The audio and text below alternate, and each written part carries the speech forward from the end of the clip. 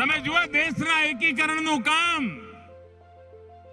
સરદાર સાહેબે રાજા રજવાડોને મનાવ્યા, સમજાવ્યા, ભારતને એક બનાવ્યું.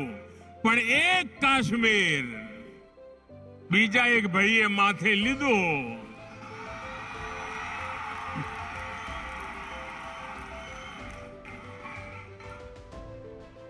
પરંતુ સરદાર સાહેબની ધરતીના મને સંસ્કાર હતા, સરદાર સાહેબના પદચિહ્નો પર ચાલતા હતા, એટલે કાશ્મીરની સમસ્યા પણ પૂરી કરી અને સરદાર સાહેબને સાચી શ્રદ્ધાંજલિ આપી દીધી.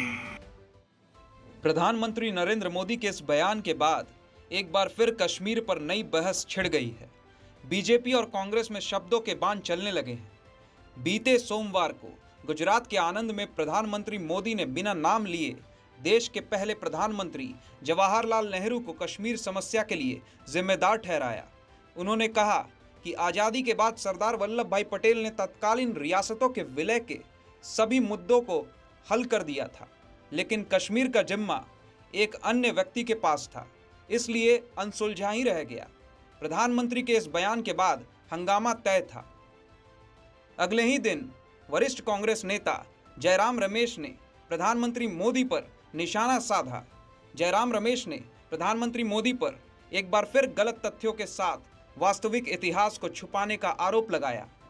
एक के बाद एक कई ट्वीट कर उन्होंने कहा कि महाराजा हरि सिंह ने विलय से इनकार किया था, लेकिन जब पाकिस्तान ने हमला किया तब हरि सिंह ने भारत में विलय किया। शेख अब्दुल्ला ने कश्मीर में भारत के विलय का रास्ता साफ किया क्योंकि वो नेहरू के दोस्त थे और गांधी के समर्थक थे। जयराम रमेश ने आगे लिखा कि जम्मू कश्मीर के पाकिस्तान में शामिल होने को लेकर सरदार पटेल 13 सितंबर 1947 तक सोच रहे थे कि अगर विलय होता है तो हो जाए, लेकिन जब जूनागढ़ के नवाब ने पाकिस्तान में विलय को मंजूरी दी तब उन्होंने अपना मन बदल दिया और तय किया कि जम्मू कश्मीर को भारत में ही रहना चाहिए।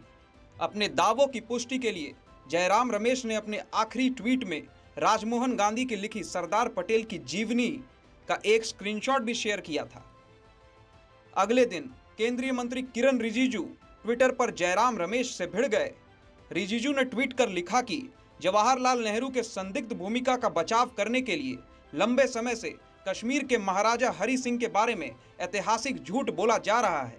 वह ऐतिहासिक झूठ यह है कि महाराजा हरि सिंह कश्मीर का भारत में विलय के मुद्दे पर घबराए हुए थे।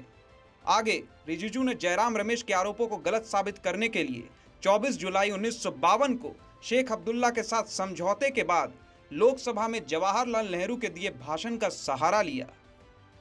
रिजिजू ने लिखा कि आज़ादी से एक महीने पहले ही महाराजा हरि सिंह ने कश्मीर को भारत में शामिल करने के लिए उनसे संपर्क किया था, लेकिन उन्होंने महाराजा हरि सिंह के प्रस्ताव को ठुकरा दिया था। दूसरे रियासतों के राजाओं की तरह ही हरि सिंह चाहते थे कि कश्मीर का भारत में विलय हो जाए, लेकिन नेहरू ऐसा नहीं चाहते थे। इसलिए जुलाई के बाद अक्टूबर 1947 में भी उन्होंने इस प्रस्ताव को ठुकरा दिया था, जब पाकिस्तानी आक्रमणकारी श्रीनगर के 1 किलोमीटर के दायरे में पहुंच गए थे। रिजिजू ने आगे लिखा कि नेहरू ने कश्मीर के लिए कुछ विशेष सोचा था और वो विलय से भी कुछ ज़्यादा चाहते थे।